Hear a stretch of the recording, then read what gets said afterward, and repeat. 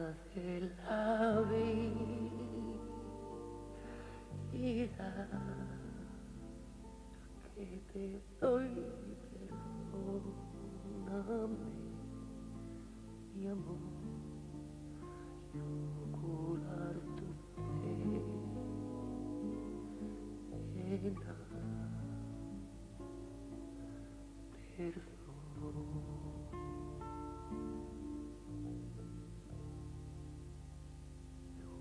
Bésame a ver ese cruzando tu mirada de cristal, ardiendo mil veces ese perdón.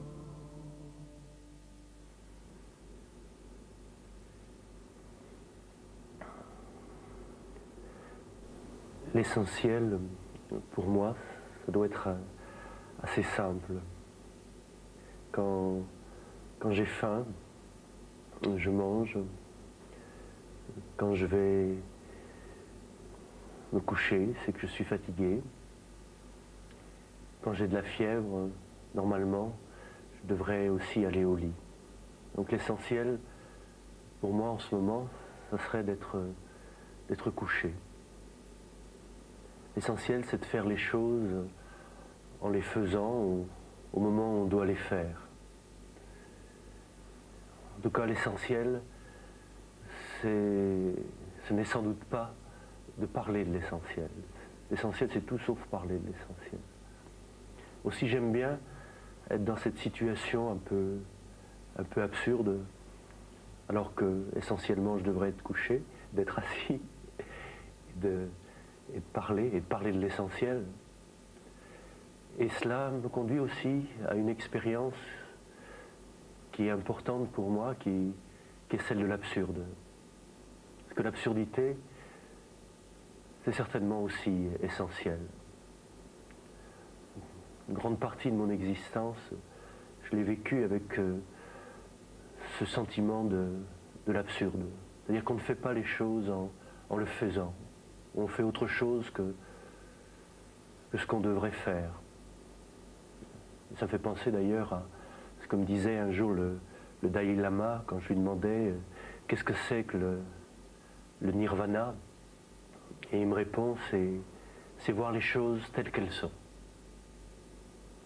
Et j'avoue que je m'attendais à une réponse un petit peu plus planante. Et en même temps, en réfléchissant, je me suis rendu compte que je ne voyais jamais les choses telles qu'elles sont, mais que je les vois toujours à travers mes projections, mes désirs, mes peurs. Voir ce qui est, être avec ce qui est, demeurer en ce qui est, c'est sans doute là l'essentiel. Et être avec ce qui est absurde, être dans des situations quelquefois désaccordées. Cela aussi peut être une occasion de creuser son existence, de laisser être ce qui est. J'aime bien aussi cette parole de l'Évangile qui dit ce qui est, ce qui n'est pas, n'est pas.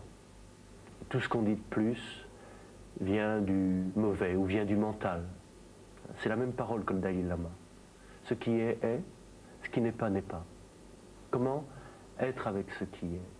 Et être avec ce qui est, pour moi, c'est être avec ce qui va mourir. Dès qu'un homme est né, il est assez vieux pour mourir. Et je crois que longtemps pour moi, et encore aujourd'hui, cette conscience de l'absurde, cette conscience de l'être pour la mort, c'est ce qui m'a tenu sans cesse dans la proximité de l'essentiel. Cela c'est déjà vécu dans le corps. Bon, je le sens un petit peu plus, effectivement, quand il y a de la fièvre, quand il y a de la maladie. Là, je sens bien que je suis dans un corps composé qui bientôt va être décomposé. C'est pas triste, hein. C'est la réalité. Hein. Tout ce qui est composé sera décomposé. Et cette lucidité, donc, à l'égard de la mort, à l'égard de mon être mortel dans le corps, va me faire comprendre aussi cette fragilité au niveau psychique. À certains moments, je pense blanc, la minute après, je pense noir. Je vais dire quelque chose devant cette caméra avec vous, et en même temps, tout à l'heure, je dirais peut-être autre chose et peut-être le contraire. Les pensées sont changeantes, les émotions sont changeantes, les sensations sont changeantes, tout est impermanent. Et même, je dirais, au niveau spirituel. Et aussi, cette absurdité. Toutes les guerres ne se font pas au nom du mal, toutes les guerres se font au nom du bien. Au nom de l'amour, qu'est-ce qu'on peut commettre comme crime? Donc la spiritualité n'arrange pas toujours notre humanité. Et où qu'on regarde, je crois qu'il y a cette expérience de l'absurdité, cette proximité de la mort qui est présente. Et pourtant, au cœur de l'absurde, parfois, la grâce, au cœur de la nuit, l'étoile. Et cela non plus, il ne faut pas le nier. Parce que voir le réel, voir ce qui est, c'est voir l'enfant écrasé par un autobus. C'était là une expérience d'enfance pour moi terrible, que de voir mes petits camarades écrasés par un autobus. C'est quelque chose dont on ne se remet pas. Et quand je vois la crainte que je peux avoir avec mes propres enfants, dès qu'il y a une route à traverser, il y a là une angoisse. Donc, il y a cette réalité de la fragilité, de l'évanescence, de l'impermanence de toute chose, mais en même temps, il y a la beauté des coquelicots. Il y a l'enfant écrasé par l'autobus, mais il y a aussi la beauté du coquelicot. Il y a aussi le sourire de l'ami, la chaleur d'une femme aimée. Il y a aussi ces yeux de l'enfant vivant, qui sont certainement les cathédrales de l'avenir. Cette clarté dans l'obscur. Donc, il y a l'absurde, mais il y a aussi la grâce. Être avec ce qui est, c'est voir les deux ensemble. Pas simplement l'un, pas simplement l'autre. Enfin, pour moi, de plus en plus, les deux sont indissociables. Sentir qu'en ce moment, je suis malade et qu'en même temps, il y a de la santé. Sentir qu'en ce moment, j'ai l'esprit confus et que pourtant, au cœur de cette confusion, de ce cerveau que je sens un peu ramolli, il y a pourtant une parole qui vient, qui me conduit. Je ne sais pas où elle me conduit, mais elle peut parler, elle peut se dire, elle peut dire quelque chose de ce qui se vit en moi. Il y a les deux en même temps. Et il ne s'agit de nier ni l'un ni l'autre. Et c'est vrai que dans ma vie, autant j'ai été gâté par l'absurde. Bon. Et là, je pourrais donner beaucoup d'exemples. Mais il y a aussi ces exemples de grâce. Et je pense à ce matin au cœur de l'absurde, à Marseille, alors que je venais de perdre ce que j'avais de plus précieux, qui était une petite sacoche où j'écrivais mes poèmes, mes réflexions, des réflexions d'adolescents, c'est-à-dire qui se croient très intelligentes alors que ce sont de grandes banalités, mais exposées avec fougue et avec conviction. Et voilà qu'on m'avait volé mon trésor, ce trésor de paroles qui, dans leur choc de sonorité, font quelquefois un effet de sens ou un effet de chant. Voilà qu'on m'avait arraché cela. J'étais vraiment très, très triste, très, très malheureux, parce que comment un pauvre peut-il être volé par un autre pauvre? Et donc je n'avais plus rien. Et j'allais vers ce bar des pêcheurs, près de la Criée, à l'époque où il y avait encore les ventes de sardines le matin.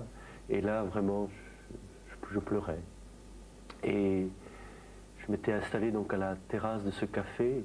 Et voilà qu'à un moment, le serveur m'apporte un chocolat chaud et 2 croissants. Et je lui dis non, j'en veux pas de votre chocolat chaud. D'abord, j'aime pas le chocolat et j'ai horreur des croissants. Puis en plus, j'ai pas d'argent, foutez-moi la paix. Et le serveur me répond, mais vous n'avez rien à payer. C'est une dame qui a payé, et qui vous demande d'accepter un petit peu de cette chaleur qu'il y a dans le chocolat et les croissants. Je dis, mais où est-elle? Et elle me dit, elle n'est plus là, elle est partie. Et à ce moment-là, il s'est vraiment passé quelque chose d'étrange, de très simple, mais je ne sais pas s'il faut parler de l'amour, je ne sais pas s'il faut parler de Dieu. Peut-être qu'il faudrait un autre nom pour l'amour et un autre nom pour Dieu, un autre nom pour dire les deux ensemble. Mais là, je peux dire que j'ai senti la grâce. La grâce, c'est-à-dire la gratuité. Et qu'à partir de ce moment-là, au cœur de l'absurdité dans laquelle j'étais, dans ce désir de suicide dans lequel j'étais, parce que si on est lucide, la grande question, la seule question, c'est pourquoi est-ce qu'on ne se suicide pas? Pourquoi est-ce qu'on continue à vivre une vie qui est pour la mort, une vie qui est souvent de souffrance et de dérision? Pourquoi est-ce qu'on ne se suicide pas?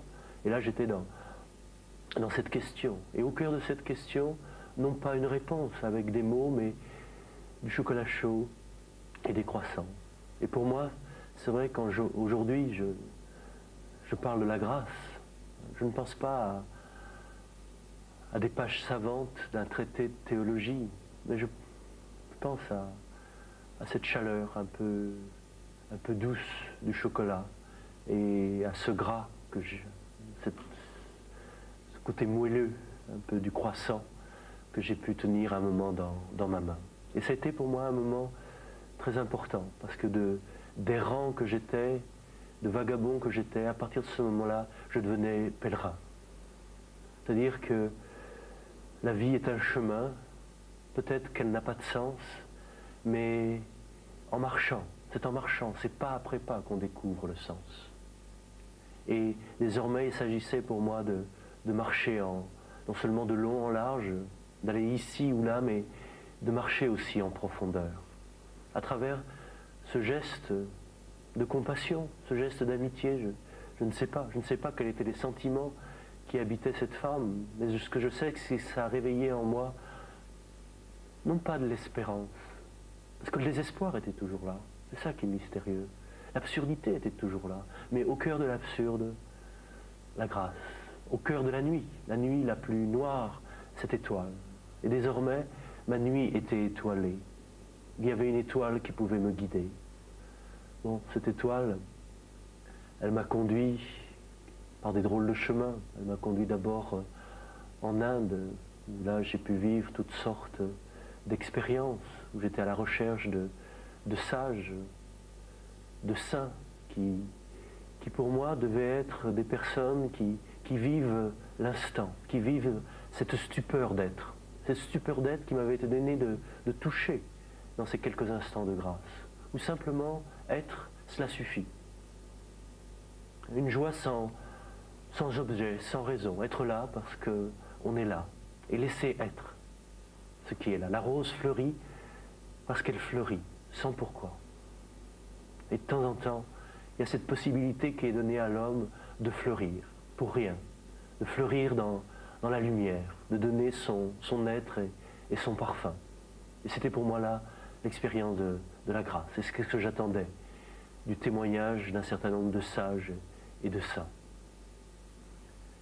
J'en ai rencontré quelques-uns, mais c'était toujours la mort qui m'appelait. Et là, il y a une autre expérience pour moi essentielle, qui va être vraiment à l'origine de cette transformation intérieure, qui pour moi continue. C'est vraiment la rencontre de l'expérience même de la mort. Parce qu'à travers ce dérèglement de tous les sens, à travers, je dirais, cette exigence qui me conduisait à la limite de toutes les expériences, et là, il faut bien avouer que la drogue a été quelque chose d'important. Il faut bien avouer qu'un certain nombre de situations limites ont été importantes. Et cela devait me conduire effectivement dans un état de coma profond.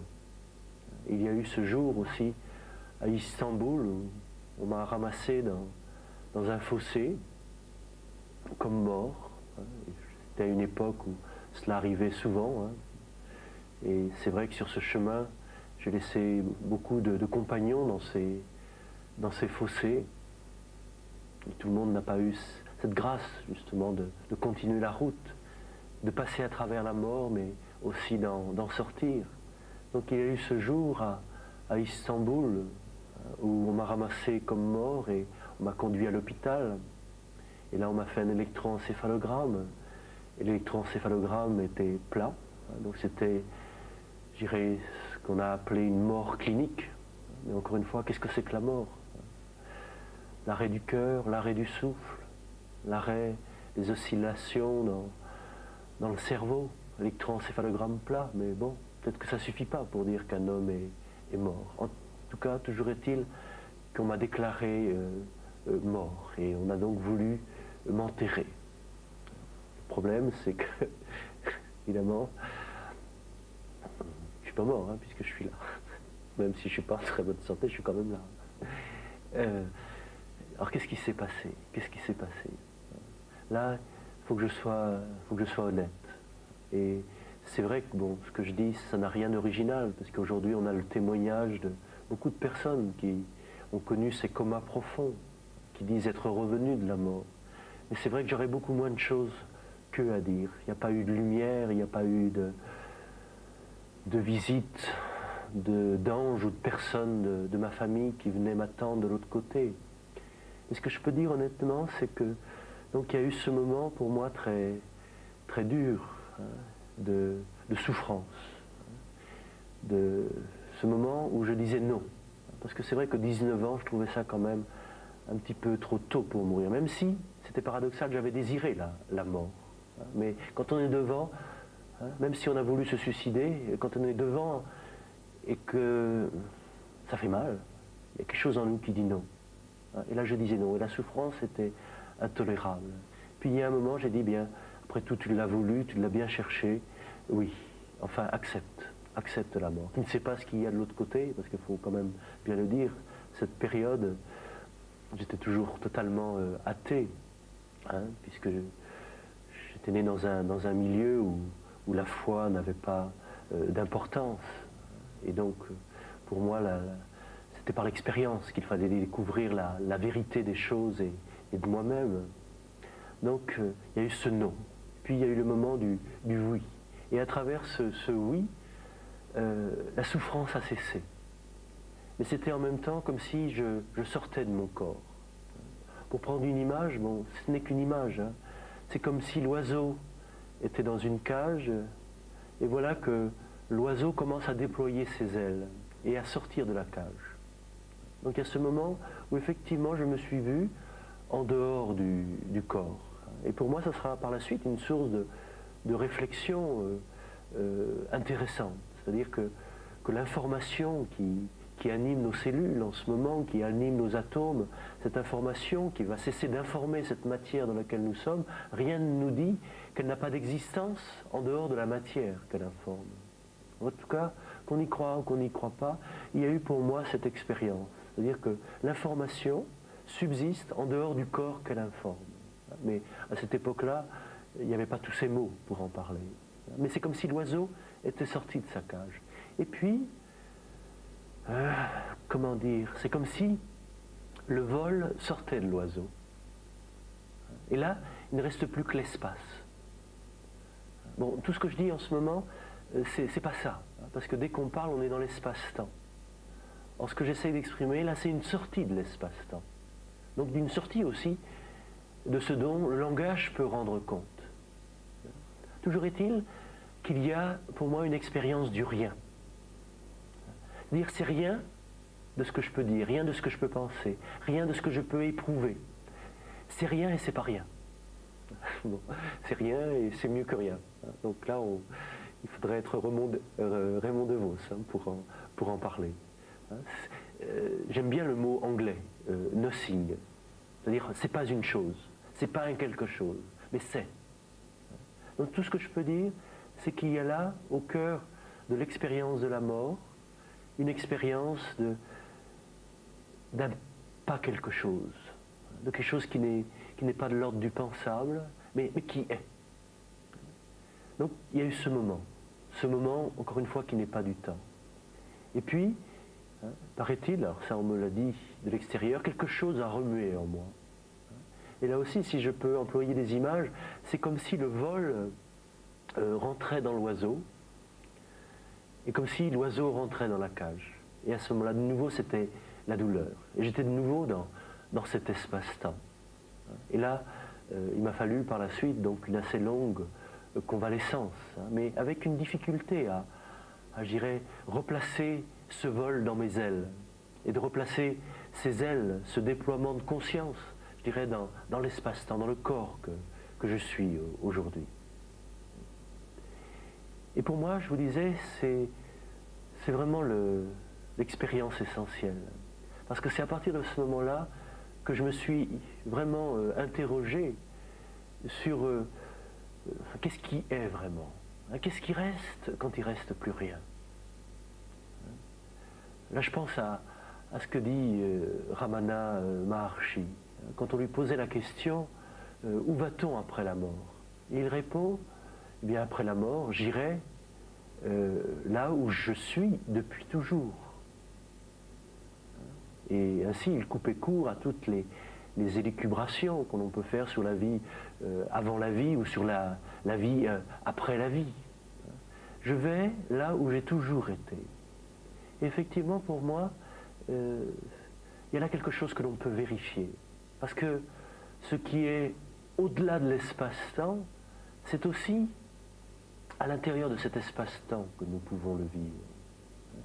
Et là, je me suis interrogé, comment retrouver dans ce corps, puisque j'y suis encore pour un certain temps, comment retrouver dans ce mental, dans ce psychisme, dans cette affectivité, cette expérience qui m'a tenu dans l'ouvert à un moment donné de mon existence. Et après cette expérience, eh bien, je suis allé à la Mosquée Bleue. Je ne sais pas si vous connaissez cette mosquée à Istanbul. C'est un lieu très, très beau, un très bel espace. Là, je suis rentré dans la mosquée et effectivement, sous cette coupole, dans cette lumière bleue, il y avait quelque chose de cette vacuité, de cet espace, de cette claire lumière qu'il m'avait été donné d'expérimenter, donc dans ce moment de mort clinique ou de coma profond. Donc là, pour la première fois, j'essayais de mettre des mots sur ce qui est au-delà des mots, et que j'employais pour la première fois le mot Dieu. Mais là, peut-être qu'il faudrait employer un autre mot, parce que qu'est-ce que je dis quand je dis Dieu? Souvenez-vous, le mot Dieu, ça vient de Deus, ça vient de dies, ça veut dire le jour lumineux. Quand je dis Dieu, je parle d'une lumière, d'une claire lumière. Et la lumière, c'est ce qu'on ne voit pas, mais c'est ce qui nous permet de voir. Et dans cet espace de la coupole de la Mosquée Bleue, quelque chose de cette claire lumière se donnait à vivre et à goûter. Bon. Puis je sortais de la Mosquée Bleue et j'allais dire dans la mosquée en face. La mosquée en face qui était autrefois une église, une basilique, la basilique de Sainte-Sophie, une église orthodoxe, la grande église des archevêques de Constantinople, là où vécut Saint Jean Chrysostome. Et là, quand j'entrais donc dans cette ancienne basilique, devenue aujourd'hui mosquée, puis devenue musée, eh bien, là, je trouvais l'espace plutôt encombré. Ce n'est plus un lieu de culte et de célébration. Donc la gloire, la lumière passée semble un petit peu estompée. Et pourtant, au moment où j'allais sortir, je rencontrais une mosaïque. Et cette mosaïque représentait le visage du Christ. Et là, de nouveau, il y eut pour moi une expérience essentielle. C'est-à-dire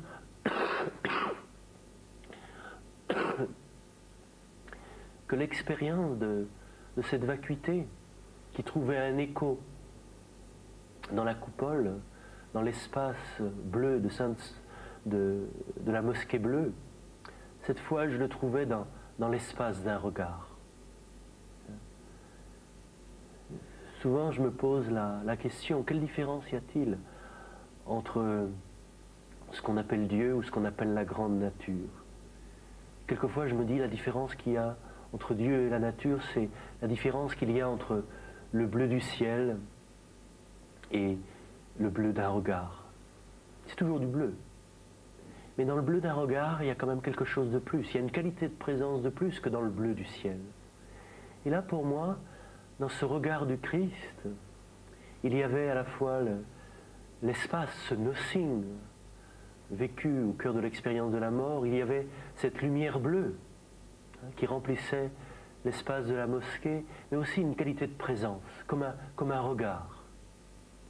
Et là, c'est une autre expérience essentielle. C'est que le fond de l'être, je ne sais pas comment dire, le fond de l'être est doux. Le fond de l'être, c'est une présence, et une présence qui aime. Et dans ce regard du Christ, il y eut pour moi le commencement d'une interrogation. Qui est cet homme? Et comme je vous le disais, je ne connaissais pas le Christ.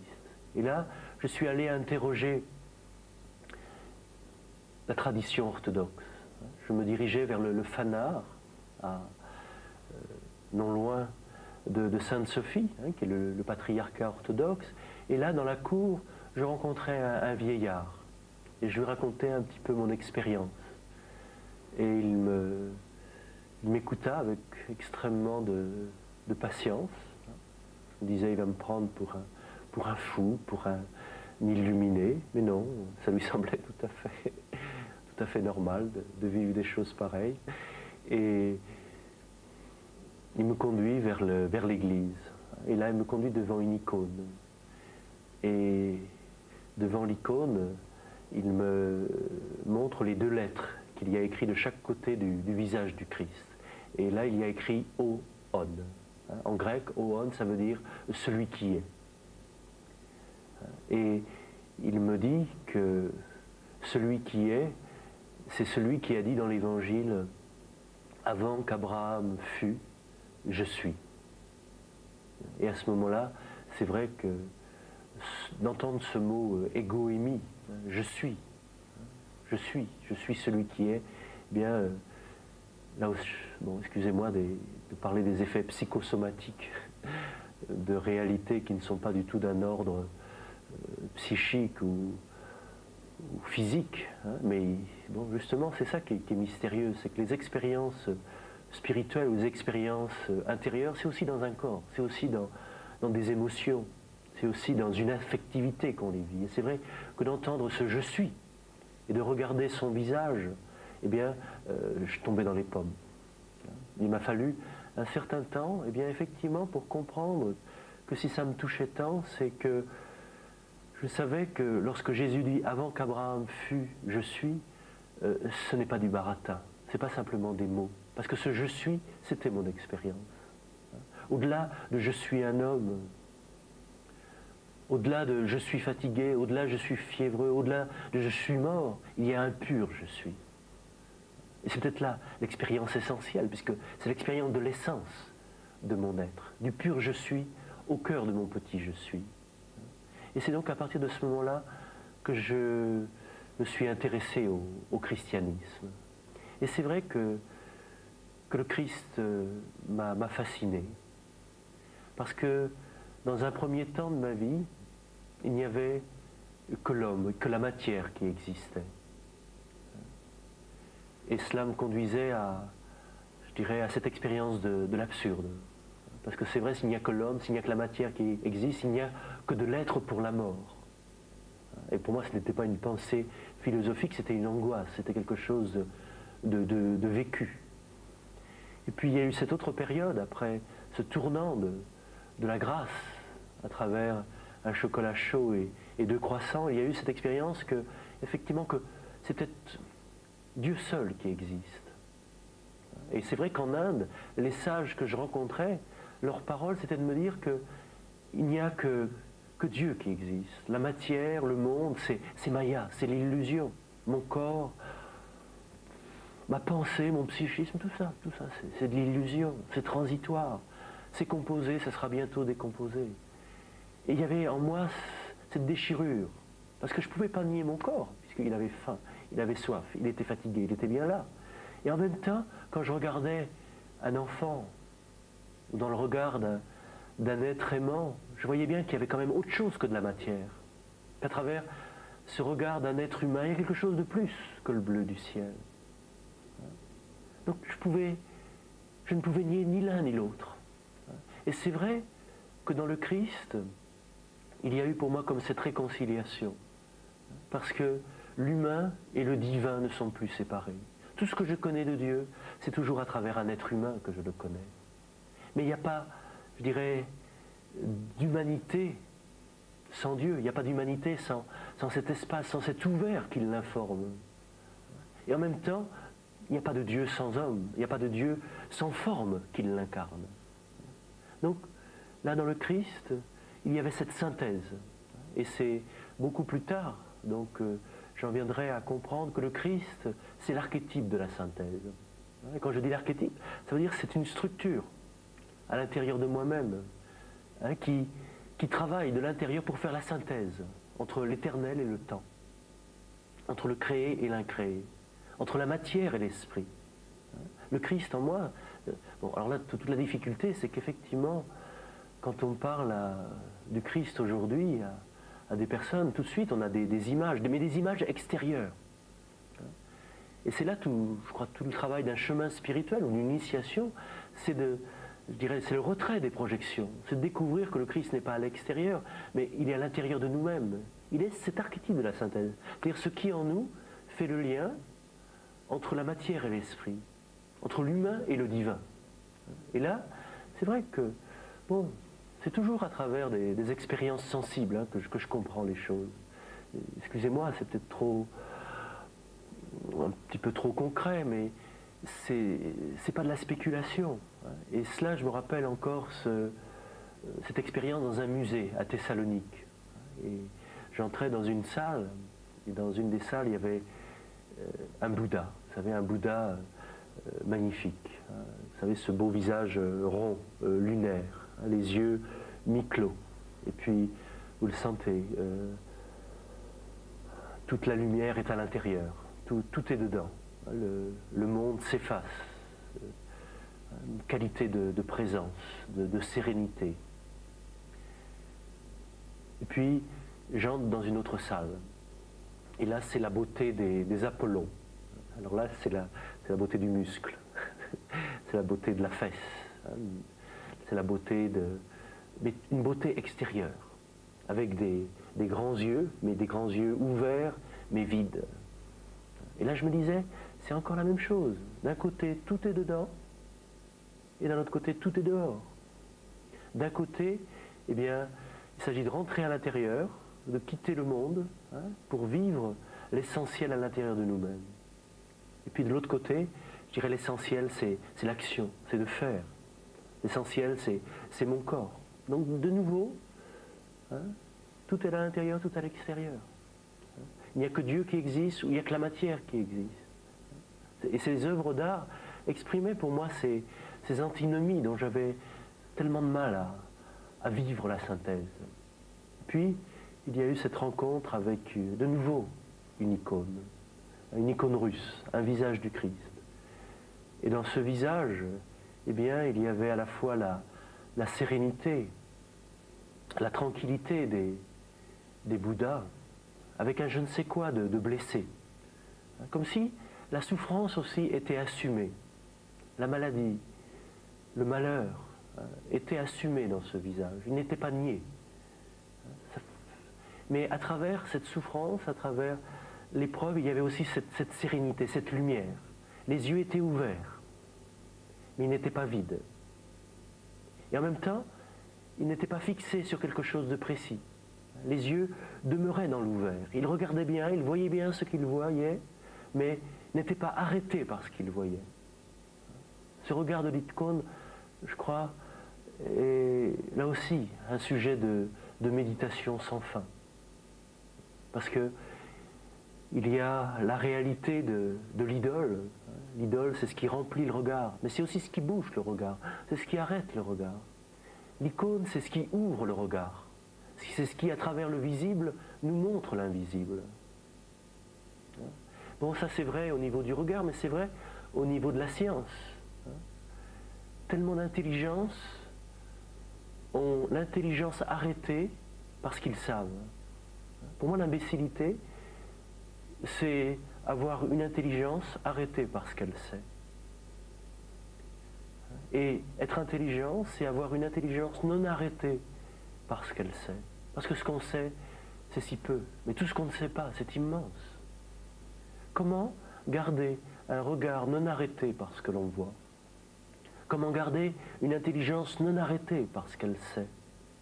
Comment demeurer, je dirais, avec un cœur non arrêté par ce qu'il aime? Et cette icône m'ouvrait, je dirais, à cette expérience de l'ouvert. C'est pour ça que quand je parle de Dieu, j'aime bien employer ce terme de l'ouvert, parce que je crois que c'est peut-être la façon la moins blasphématoire pour parler de Dieu. Tous les noms, tous les mots qu'on emploie sont trop fermés, sont trop limités. Mais il y a là une expérience de l'ouvert. Et cette expérience de l'ouvert, c'est là ce que me révélait cette icône, c'est dans la matière qu'on peut la vivre, c'est dans ce corps qu'on peut le vivre. Donc là, petit à petit, j'entrais dans un chemin, non pas de refus de la matière ou du corps au nom de la lumière, et non pas de refus de la lumière ou de la transcendance ou de l'expérience spirituelle au nom de la matière, au nom du corps, mais pour moi, tout le chemin essentiel, c'est le chemin de la synthèse, de tenir les deux ensemble. Et là, je m'interrogeais sur la pratique, parce que c'est bien beau tout ça. Je crois qu'on a tous connu des moments dans notre vie où on a été touché par une lumière, ouvert par un espace, que ce soit dans la nature, que ce soit dans une rencontre, que ce soit au cœur d'une maladie grave, que ce soit dans la proximité de la mort. Chacun de nous a des mémoires étoilées au cœur de sa nuit. Chacun de nous a pu vivre aussi une expérience spirituelle dans un contexte traditionnel ou au cœur d'une pratique religieuse. Mais la question c'est comment? Comment demeurer instant après instant dans la mémoire de l'essentiel? Et c'est là la question que j'allais poser aux moines du mont Athos. Parce que je me dis, c'est bien beau, mais comment? C'est plus pourquoi? Quel est le sens de l'existence? Pourquoi il y a de la souffrance? Pourquoi la mort? Pourquoi cette lumière? Et pourquoi moi et pourquoi pas les autres? Il y a un moment où les pourquoi s'arrêtent, mais où commence le comment.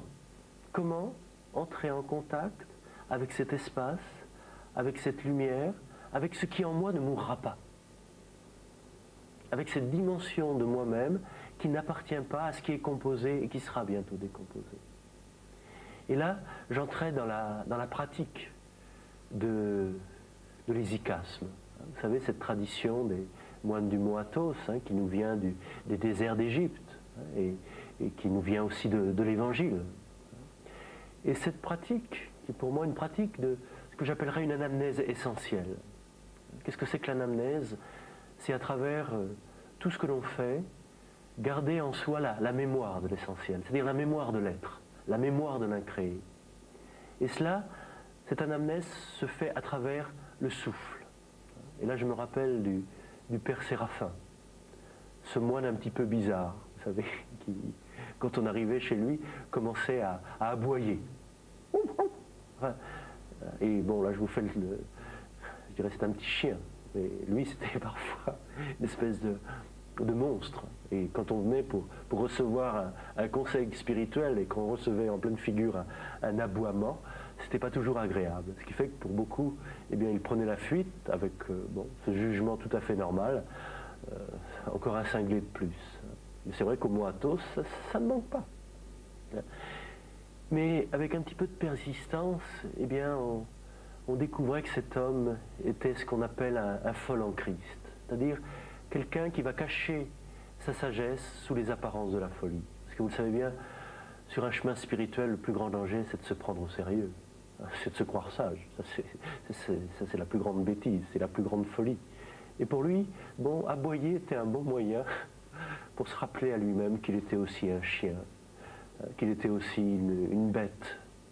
Il y avait de l'angélique en lui, il y avait du divin en lui, mais il y avait aussi cet animal que nous sommes. Et je crois que là aussi, c'est bien une voie de synthèse, parce qu'il ne faut pas oublier le divin que nous sommes, le Dieu qui nous habite, cet espace, cet ouvert qui nous habite, mais il ne faut pas oublier non plus à quel point on est limité, à quel point on est fatigué et fatigable quelquefois. Donc en insistant, je lui demandais de m'initier à cette tradition de l'hésychasme. Et là, cette pratique est toute simple. Il me demanda d'abord de méditer comme une montagne, c'est-à-dire de prendre du poids, prendre de l'assise. Et être assis comme une montagne, c'est avoir l'éternité devant soi et l'éternité derrière soi. Puis il me demanda de méditer comme un arbre, comme un coquelicot. Et là aussi, c'était me rappeler cette importance de la colonne vertébrale, cette importance d'être comme un arbre dans le jardin de ce monde, un arbre qui relie la terre et le ciel. Retrouver mon axe. Et vous le savez bien, il y a des choses qu'on ne peut pas dire quand on a la colonne vertébrale droite. Vous ne pouvez pas mentir et avoir la colonne vertébrale droite. Si vous commencez à baratiner, à mentir, vous sentez bien qu'il y a... ça se penche d'un côté et d'un autre. Mais si vous êtes dans votre axe, il y a une rectitude là à retrouver. Donc retrouvez cet axe. Puis, petit à petit, être conscient du souffle qui nous traverse. En ce moment, d'où nous vient la respiration? D'où vient cet inspire? Où va cet expire?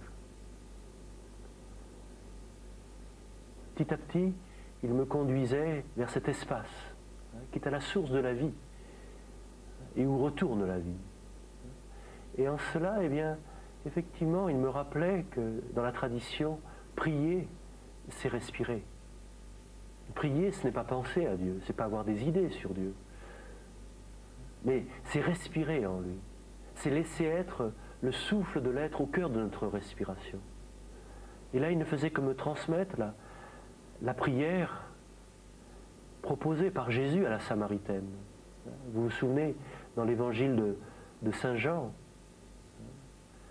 Jésus dit, désormais, ce n'est plus ni sur cette montagne, ni à Jérusalem qu'il s'agit de prier le Père. Et là, il faut bien entendre cette parole. C'est une parole de libération à l'égard des formes religieuses, des formes traditionnelles, qui sont bonnes. C'est bien de prier sur une montagne, c'est bien de prier à Jérusalem, dans un temple, dans telle église, dans telle tradition. Mais à quoi ça sert si on ne prie pas avec le cœur, si on ne prie pas en étant centré? Et désormais, la véritable prière, il s'agit de retrouver le Père, c'est-à-dire la source, le principe de notre être, en pneumati, kai aletheia. C'est-à-dire littéralement, en pneumati, dans le souffle et avec vigilance. Donc désormais, la prière véritable, l'anamnèse essentielle, la mémoire de l'être, eh bien, c'est en étant à l'écoute de mon souffle, ce qui respire, ce qui inspire, ce qui expire. Et pour moi, cette expiration, elle est très importante parce que c'est ce qu'on va connaître au moment de notre mort. Et c'est vrai qu'au moment de notre mort, on va retrouver ce lieu où nous sommes en ce moment, où nous allons à chaque expire, cet espace silencieux où il n'y a plus de mental. Donc là, être attentif à sa respiration et petit à petit introduire sur cette respiration l'invocation du nom. Et pour moi, effectivement, au cœur de ma respiration, le nom que j'invoque, c'est le nom de Yeshua, c'est le nom de Jésus. Et vous savez que dans le nom de Yeshua, il y a le Yod Evav E. Ces 4 lettres du tétragramme sacré, ce tétragramme imprononçable.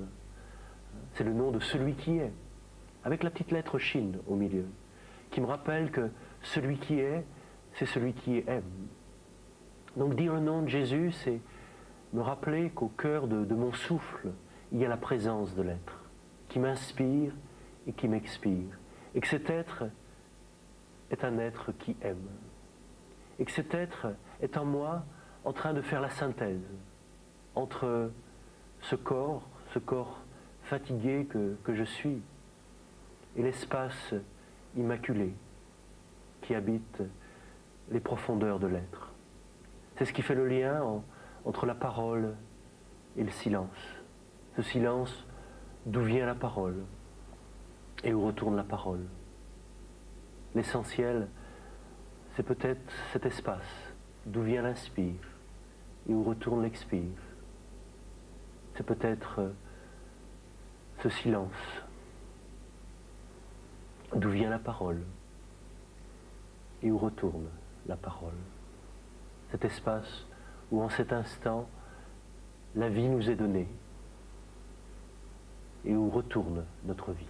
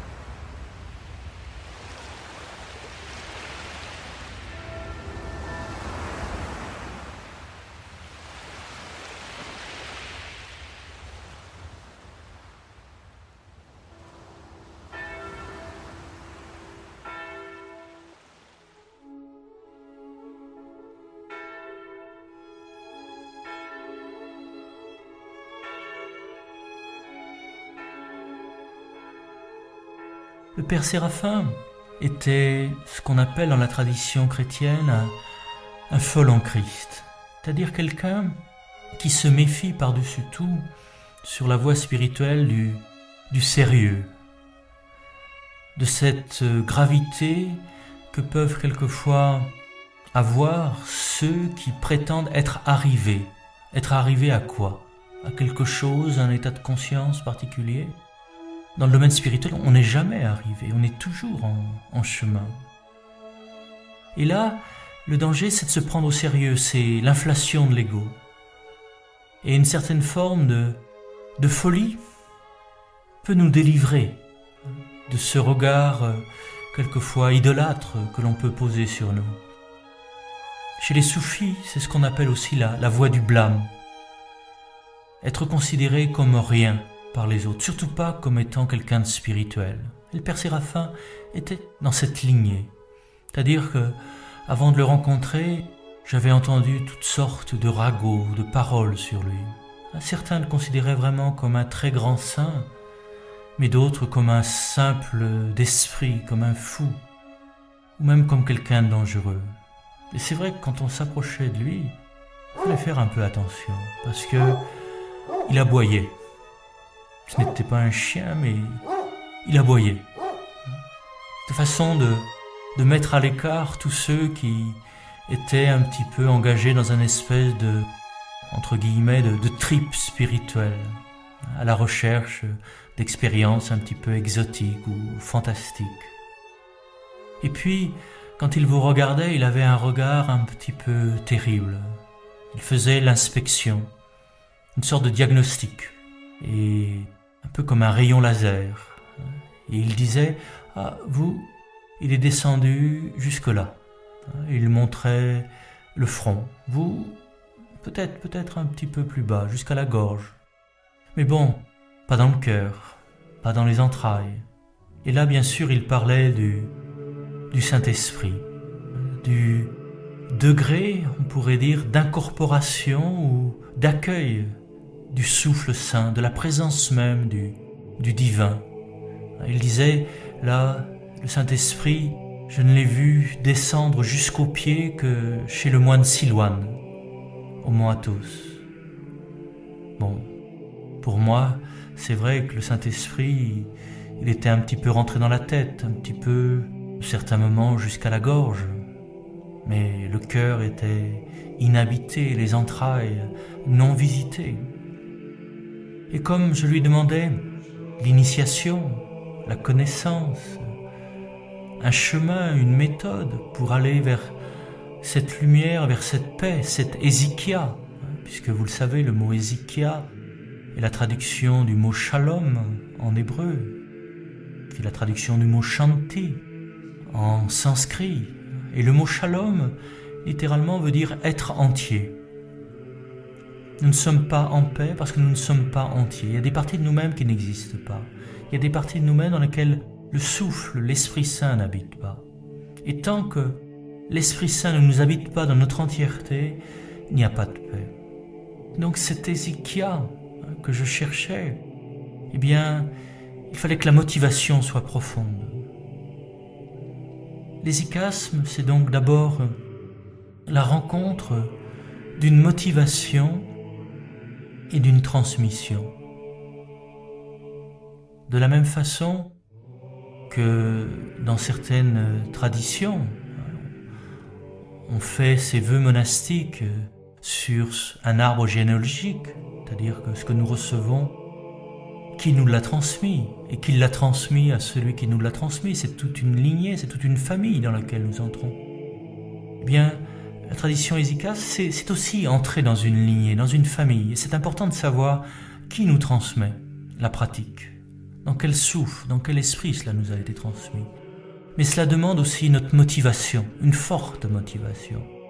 Sans ce désir, sans cette soif intime de la vérité, du sens, il n'y a pas de rencontre possible. Comme le disait le Père Séraphin, la transmission, ce sont deux soifs qui se rencontrent et qui marchent ensemble vers la source. La source, elle est là, elle est toujours là. Mais ce qui manque à la source, c'est notre soif. La lumière, elle est toujours là. Ce qui manque, ce sont des yeux pour la voir, des yeux ouverts pour la voir. Quand une soif et une source se rencontrent, alors il y a une transmission possible. Et quelle va être cette transmission ?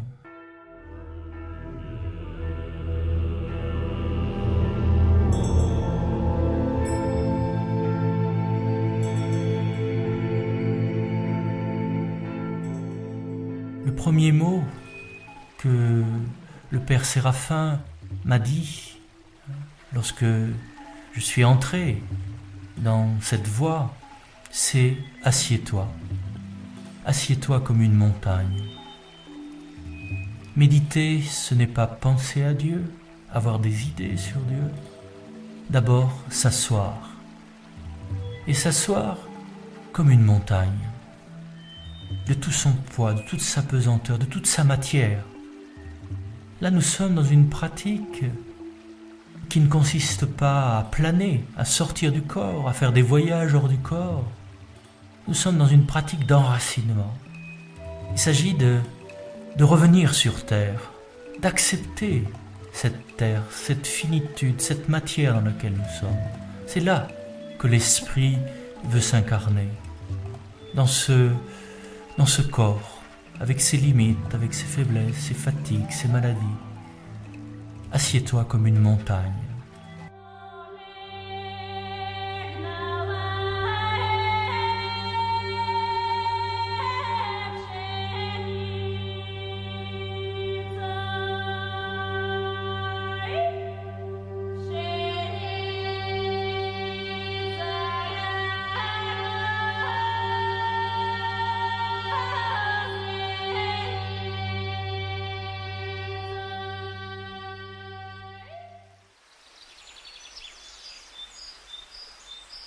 S'asseoir comme une montagne, si vous entrez vous aussi dans cette pratique, vous allez remarquer, cela change la notion du temps. Le temps des montagnes, ce n'est pas le temps du mental. Dans notre mental, nous n'arrêtons pas de courir. Les montagnes, elles ont le temps.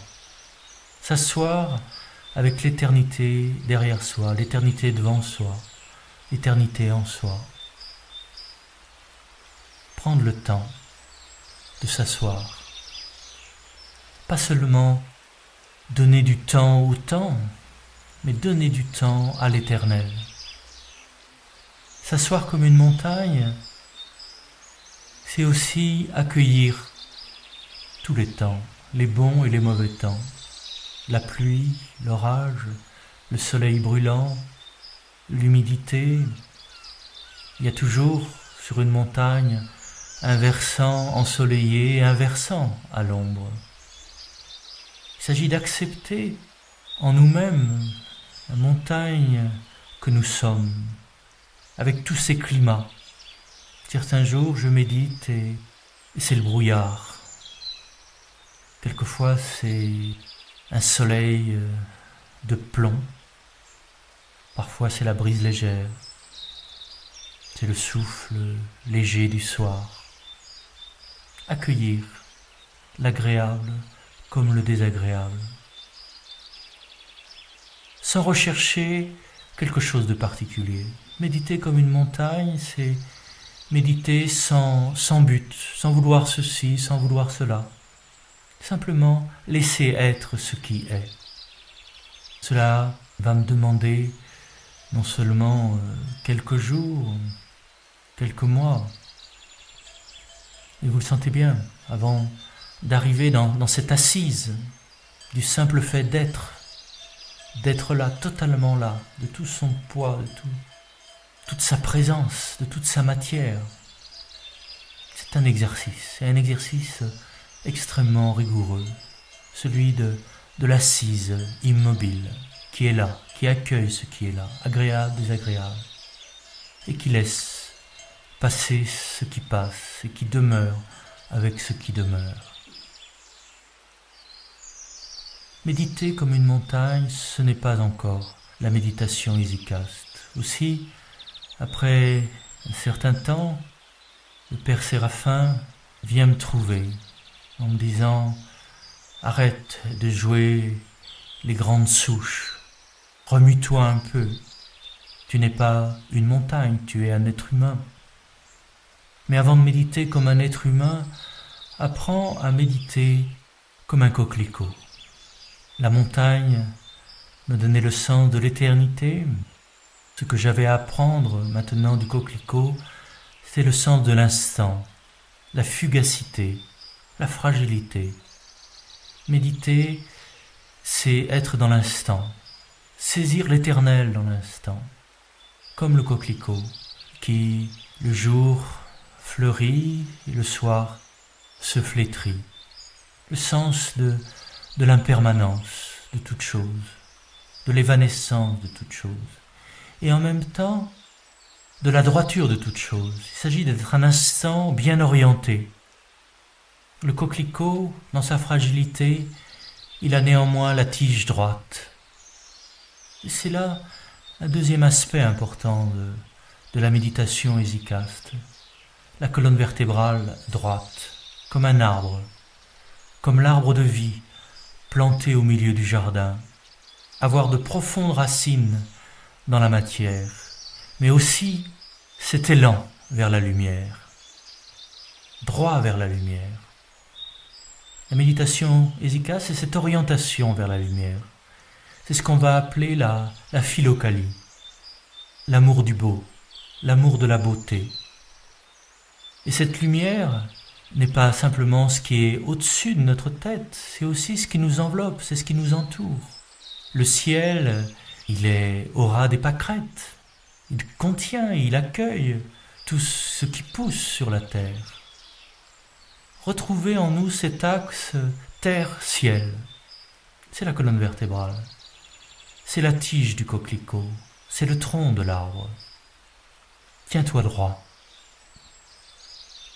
Être assis comme une montagne, dans la droiture, dans l'orientation de tout notre être vers la lumière et la beauté. C'est aussi une pratique pour notre vie quotidienne. Gardez cette orientation vers la lumière. Parce que c'est vrai que nous sommes très doués, très développés pour voir ce qui va mal en nous, ce qui va mal chez les autres. Nos défauts, les défauts des autres et la pourriture, quelquefois, du monde qui nous entoure. Nous oublions notre orientation intérieure vers la beauté.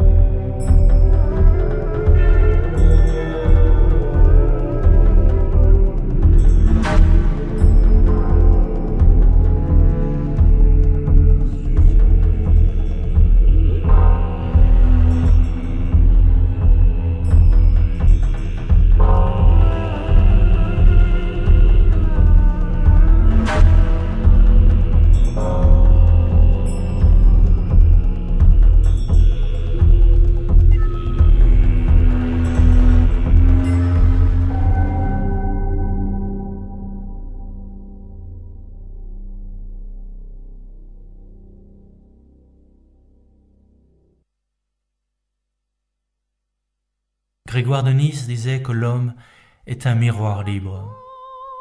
Le miroir, il reflète ce vers quoi il se tourne. Tournez-vous vers la lumière, vous reflèterez la lumière. Tournez-vous vers le chaos et vous reflèterez le chaos. On devient ce que l'on regarde, comme on devient ce que l'on pense, comme on devient ce que l'on aime. Pour cela qu'il s'agit de veiller sur ce que l'on pense, de veiller sur ce que l'on aime, de veiller sur ce que l'on regarde, de veiller sur cette orientation du cœur.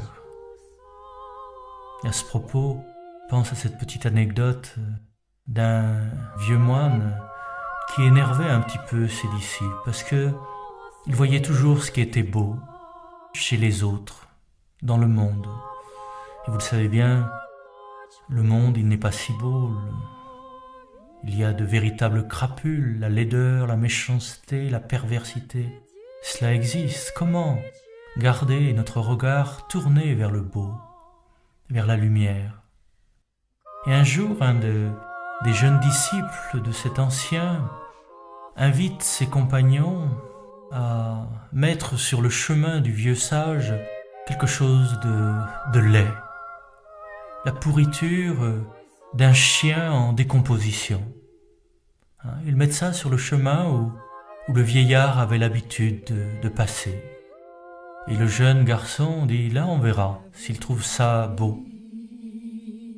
Et en s'approchant, le lendemain, le vieillard, effectivement, reconnaît la mauvaise odeur, l'état de décomposition avancé de ce pauvre chien. Et puis tout à coup, il se penche et il dit « Oh, vous avez vu comme il a des belles dents !» Bon, c'est une histoire vraie.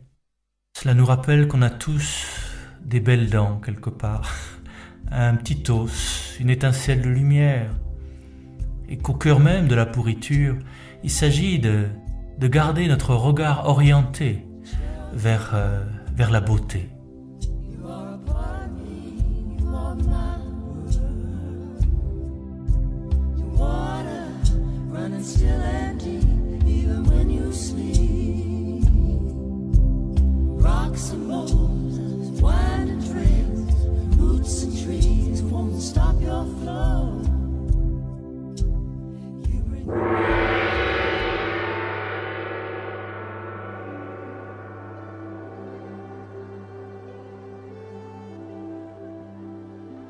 Être assis comme une montagne, droit comme un coquelicot, comme un arbre, bien enraciné dans la matière, droit vers la lumière, avec cette orientation vers le beau.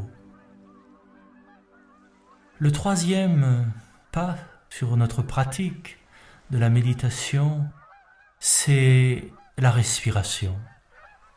Et là, le Père Séraphin me conduit au bord de la mer. Vous savez, au Mont Athos, ce n'est pas l'océan, la mer. Et pourtant, le Père Séraphin me dit, maintenant, apprends à méditer comme l'océan.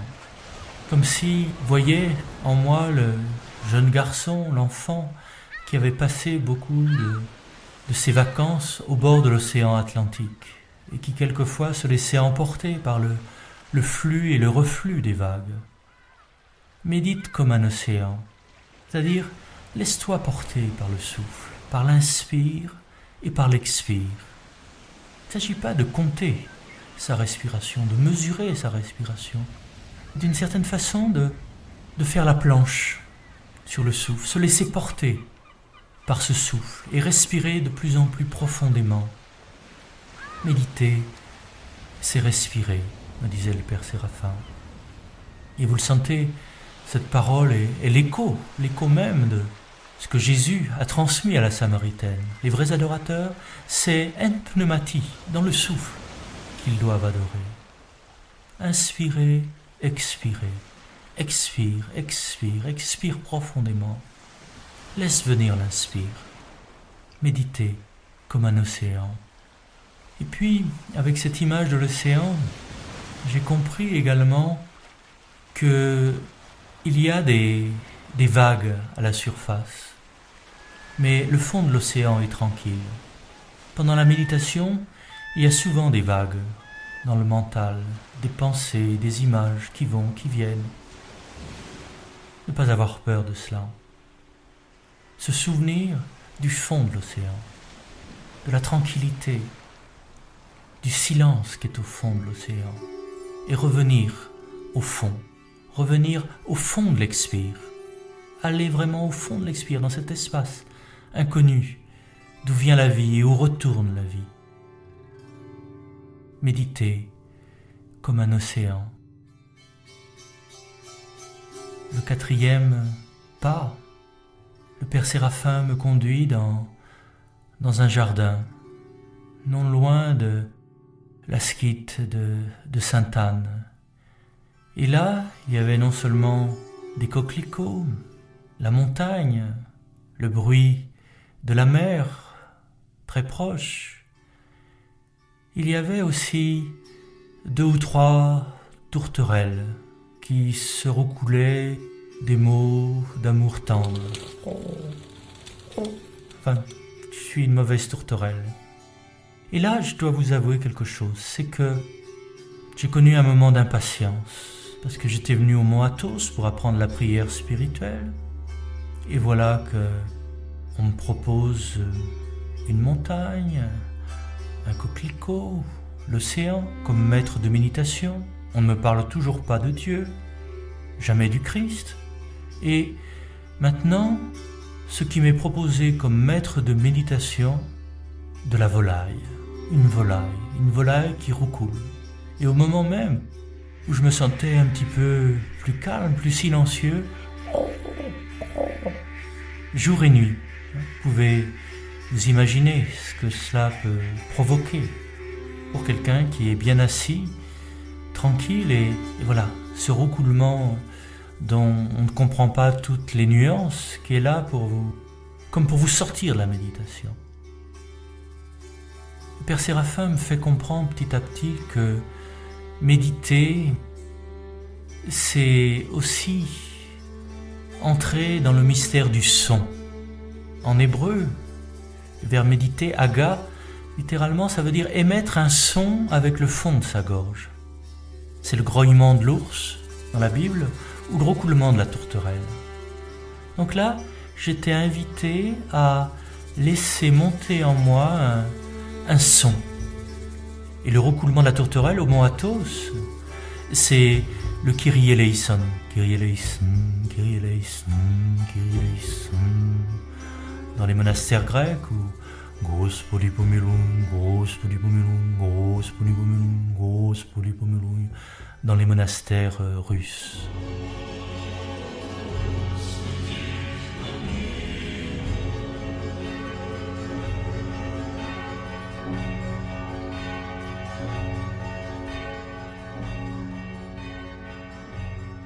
Et là, quand je demandais au Père Séraphin qu'est-ce que cela veut dire, il me dit, bon, ne sois pas pressé de comprendre ce que ça veut dire. D'abord, imprègne-toi du son et répète-le à l'intérieur de toi-même. D'abord d'une façon sonore à l'extérieur, puis de plus en plus à l'intérieur. Tu es bien assis, méditer c'est une posture. Tu es bien orienté, méditer c'est une orientation.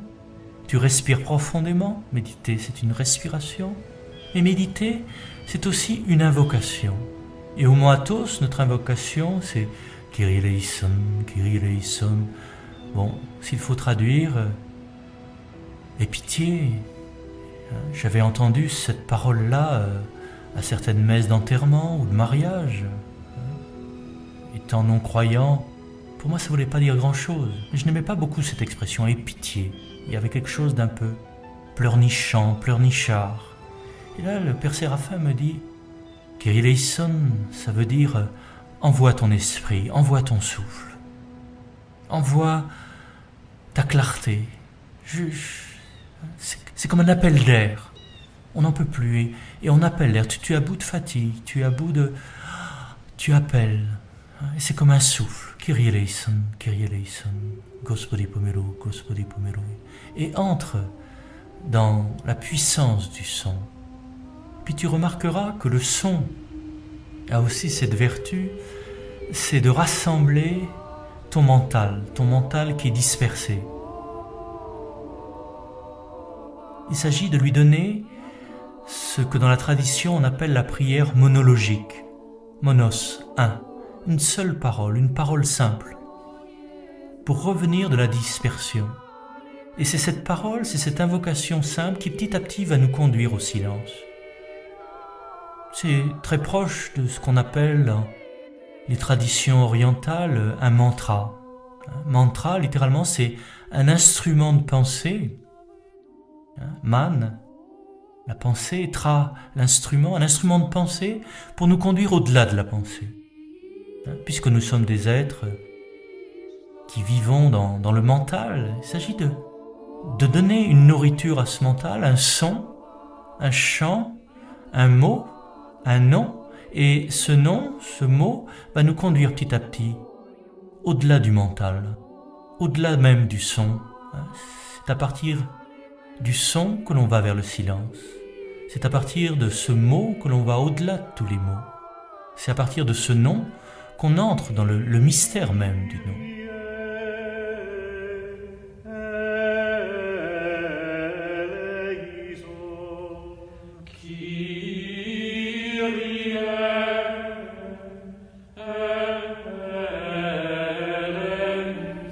Donc dans la tradition hésychaste, ça ne sera pas seulement, je dirais, un son ou un mot, ça sera aussi un nom. Dans la mentalité biblique, le nom, c'est l'énergie, c'est la présence. Le psaume dit « La nuit, sur ma couche, je me répète ton nom ». Répéter le nom de quelqu'un, d'une certaine façon, c'est le sentir à ses côtés, respirer son parfum, sa présence. Invoquer le nom de Dieu, invoquer le nom de celui qui est, c'est d'une certaine façon revenir à lui, revenir à cette qualité de présence au cœur de notre être. Donc choisis un nom, le nom par lequel tu te relis à la source, à l'absolu. Et laisse ce nom te conduire vers un plus profond silence, vers une plus simple présence.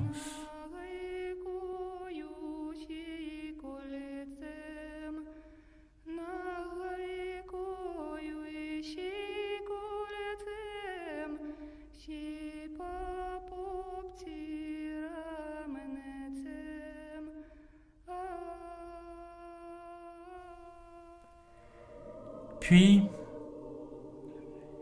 si tu médites bien comme une montagne, comme un coquelicot, comme un océan, comme une tourterelle, si tu es bien dans ta posture, bien orienté, si ta respiration est profonde, si ton mental est calmé par une invocation simple, petit à petit, tu vas peut-être t'approcher d'une prière humaine.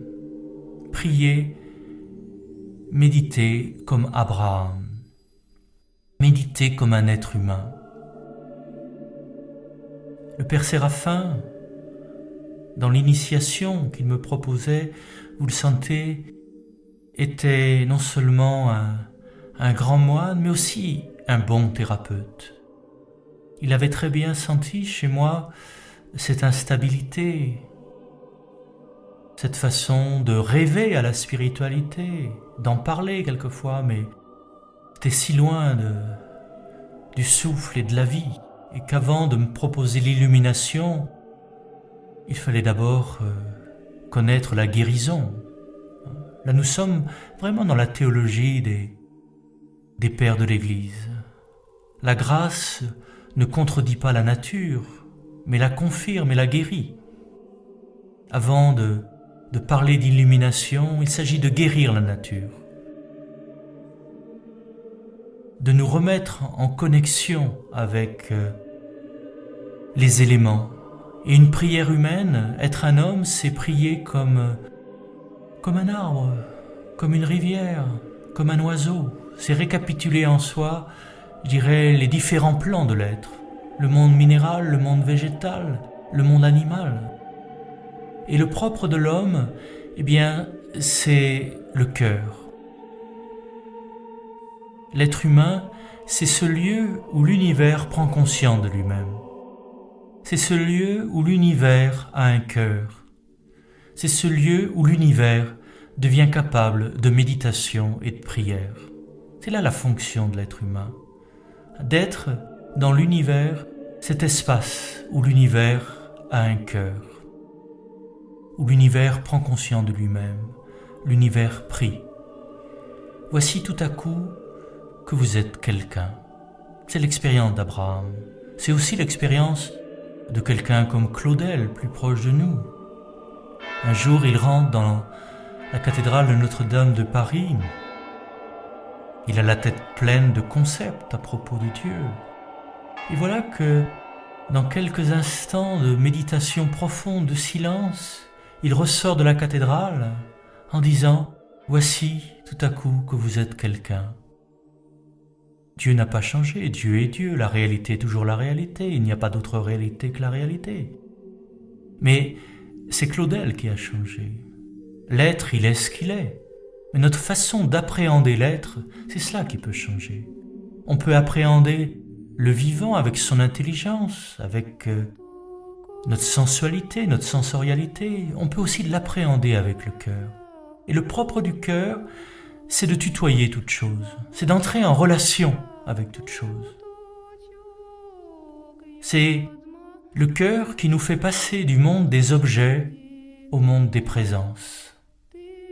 L'absolu n'est pas simplement le grand être, c'est aussi une présence. Il n'a pas changé, mais nous sommes entrés en relation avec lui. Et ça, c'est l'expérience d'Abraham. Lorsqu'il contemple la nuit étoilée. Dans votre chambre, on peut vous apporter un bouquet de roses. Et vous pouvez contempler ces roses, les nommer, les étiqueter, les analyser, les respirer, vous émerveiller de ce bouquet. Mais vous pouvez aussi vous poser la question, qui me l'a envoyé? Et si vous savez qui vous a offert ce geste de respect et de tendresse, alors à ce moment-là, non seulement vous respirez les roses, mais vous respirez aussi le parfum de celui qui vous l'a donné, vous lui tenez la main en tenant le bouquet.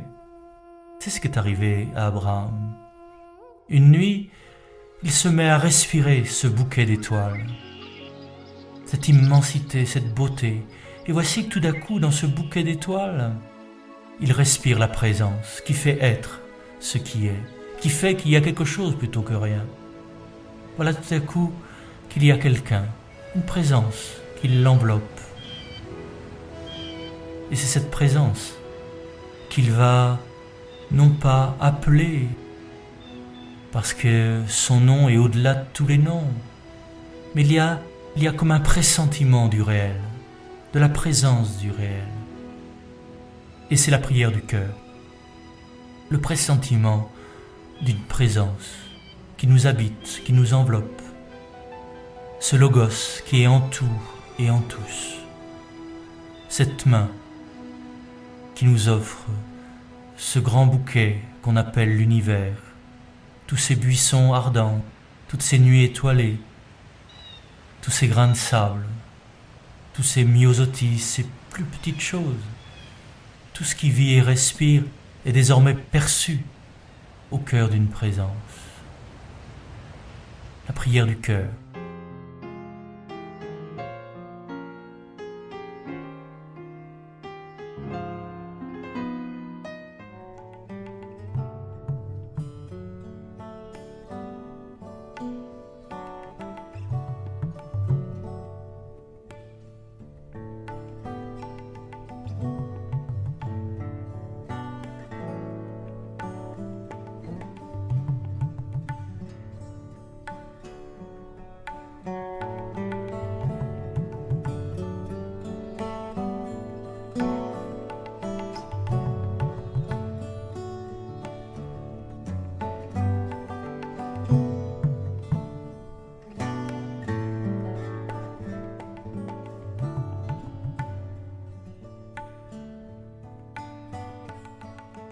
La prière d'Abraham, c'est aussi ce moment où il va entrer dans la conscience de l'un dans le multiple.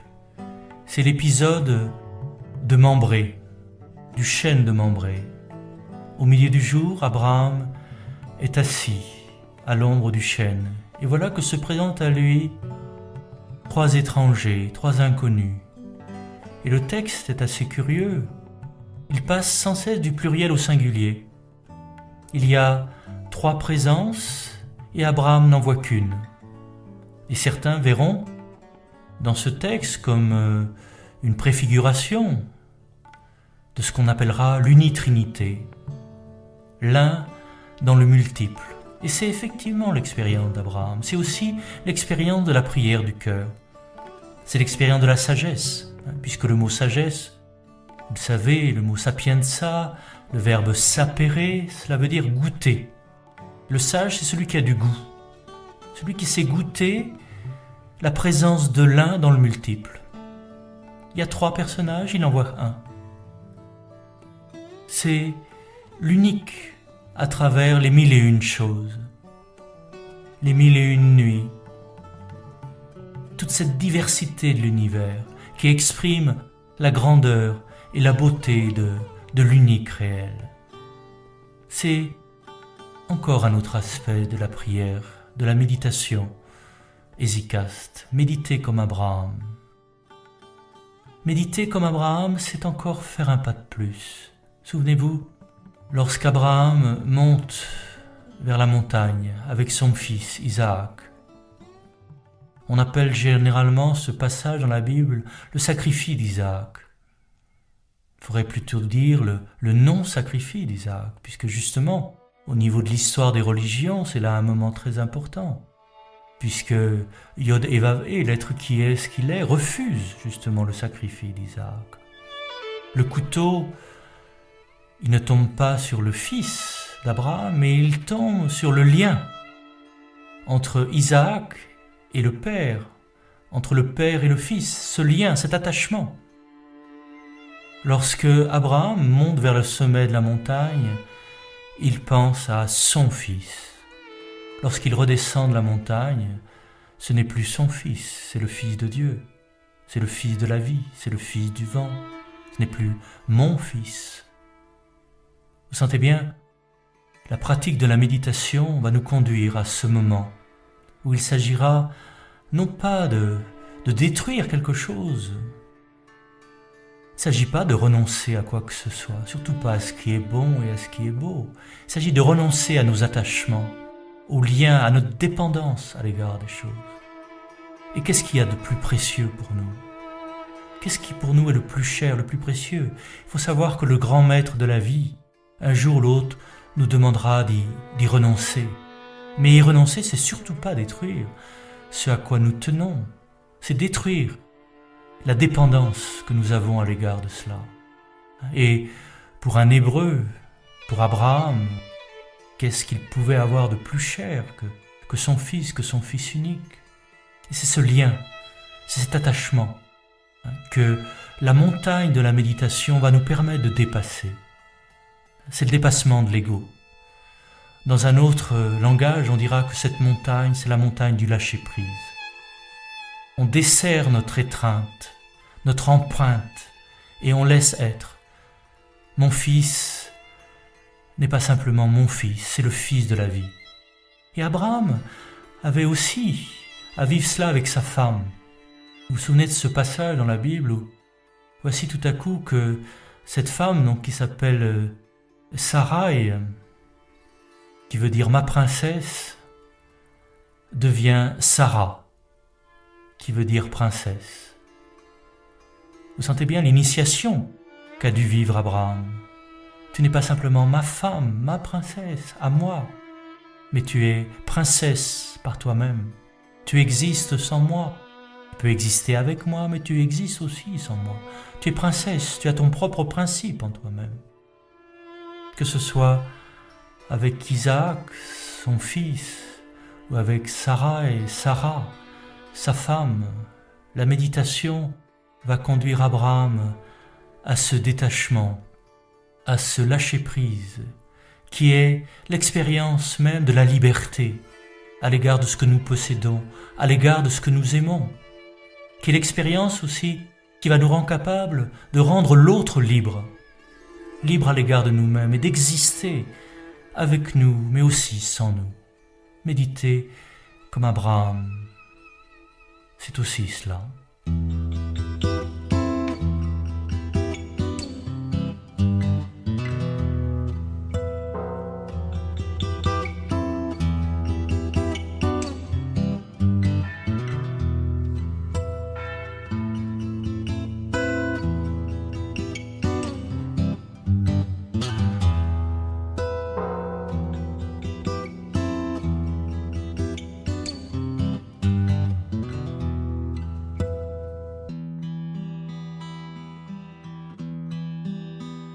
La méditation hésychaste, c'est une position, c'est une posture, c'est une orientation, c'est une respiration, c'est une invocation, c'est aussi un centre, être centré.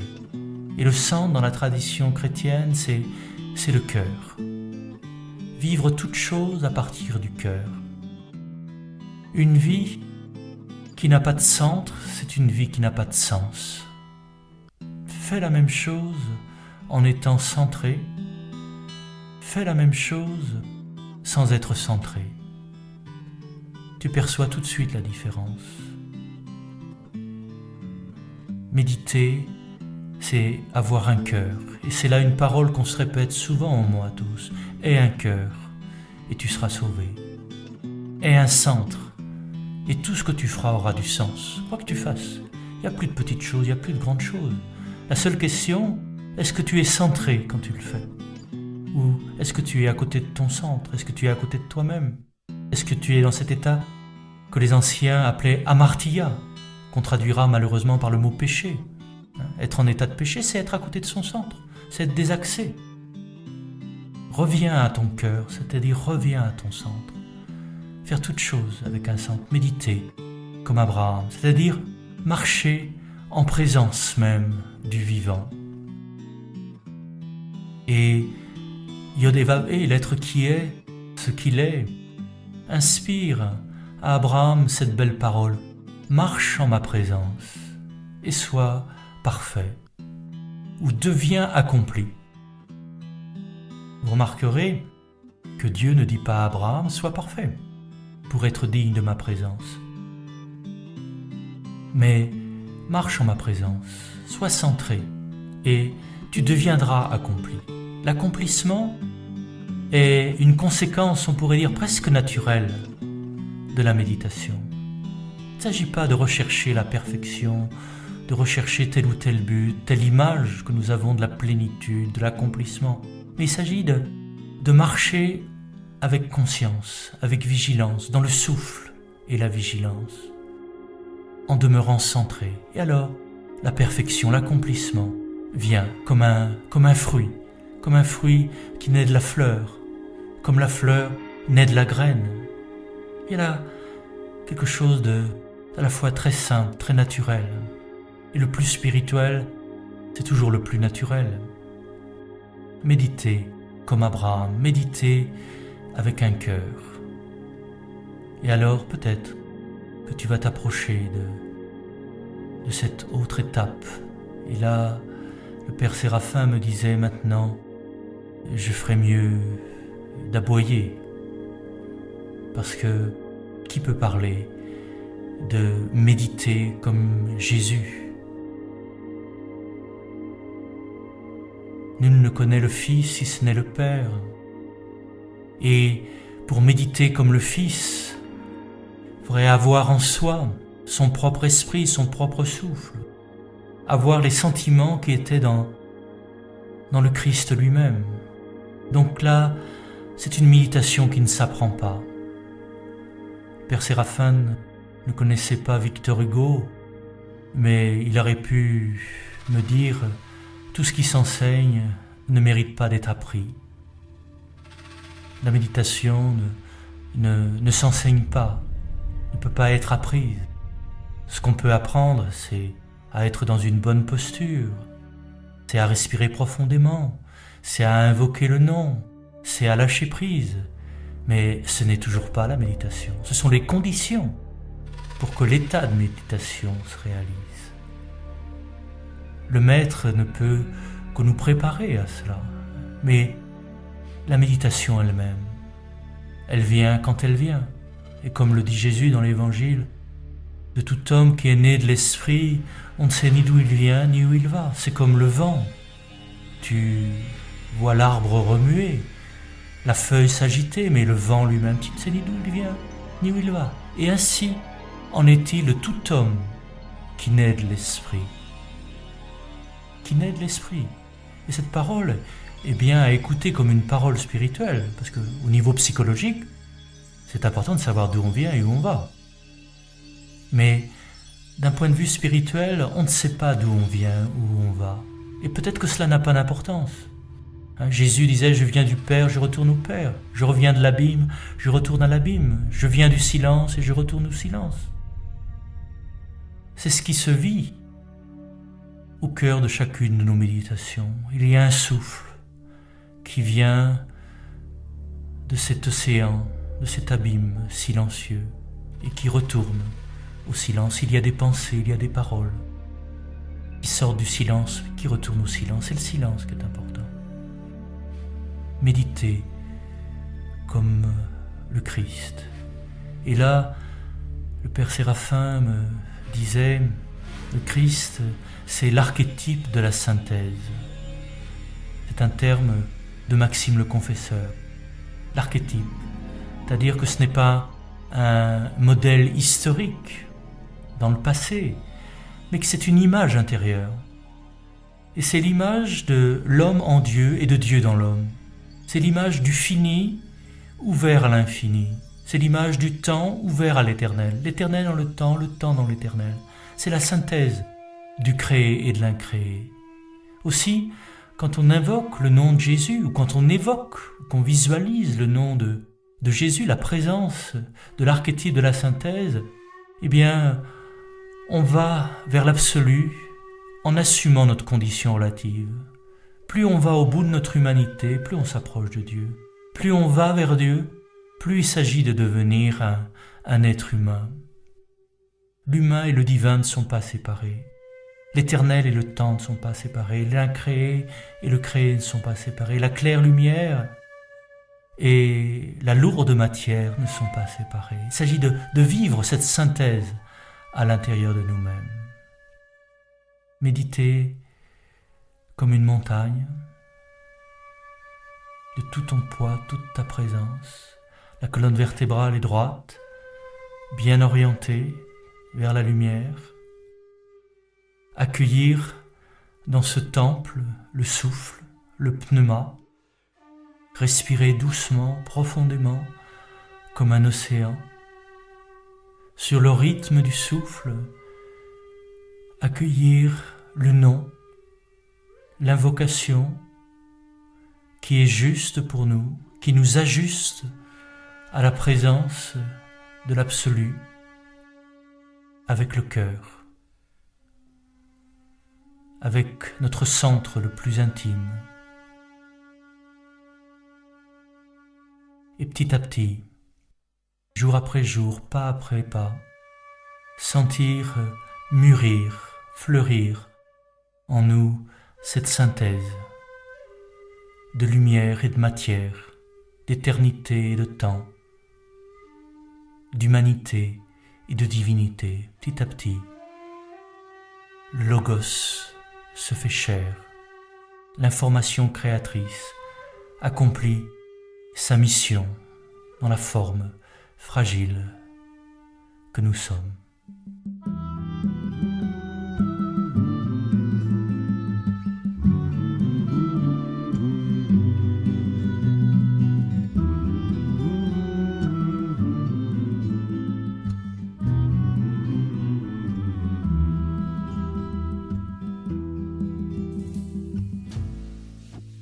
Ce sont les éléments principaux de cette pratique qu'on va appeler l'hésychasme.